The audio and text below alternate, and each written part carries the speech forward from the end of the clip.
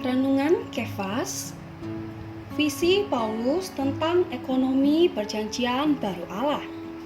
Ayat Alkitab, Kisah Para Rasul pasal 26 ayat 19 mengatakan, "Sebab itu ya Raja Agripa, kepada penglihatan yang dari surga itu tidak pernah aku tidak taat." Apakah ekonomi perjanjian baru Allah itu? Ekonomi perjanjian baru Allah adalah mengembangbiakan Allah Tritunggal yang telah melalui proses dalam persona Kristus yang bangkit yang al-muhid. Perkembangbiakan Kristus yang bangkit inilah satu-satunya jawaban untuk situasi yang kasihan di bumi ini. Yang kita perlukan ialah membiarkan Allah melaksanakan ekonomi perjanjian barunya dalam mengembangbiakan Kristus yang bangkit. Paulus pasti telah banyak mempertimbangkan hal ini selama 2 tahun di dalam tahanan di Kaisarea. Sebab itu, ketika ia dibawa ke Roma, ia mulai menulis 8 surat kiriman yang terakhir: Kolose, Efesus, Filipi, Filemon, 1 Timotius, Titus, Ibrani, dan 2 Timotius. Surat-surat rasuli ini memberikan satu pandangan yang jelas kepada kita tentang pelaksanaan ekonomi perjanjian baru Allah. Tidak lama setelah Paulus memberikan pandangan yang jelas tentang ekonomi perjanjian baru Allah dengan melengkapi tulisan-tulisan tentang wahyu ilahi, ia mati martir.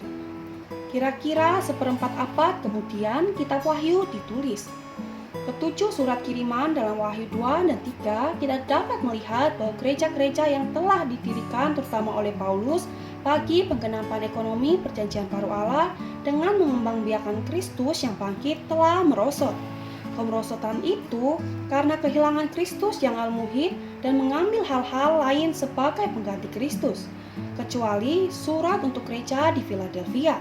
Kita melihat bahwa dalam ketujuh gereja itu ada berbagai macam hal yang telah menyusup masuk untuk menggantikan Kristus. Sobat Kefas, hampir 19 abad telah berlalu sejak kitab Wahyu ditulis.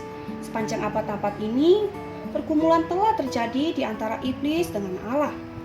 Iblis telah mencoba berbagai cara untuk menggantikan Kristus. Akibatnya, banyak dari kita termasuk saya lahir ke dalam satu kekristenan yang terorganisir yang memiliki sangat sedikit Kristus. Dalam kekristenan hari ini ada percampuran kebenaran dan kepalsuan.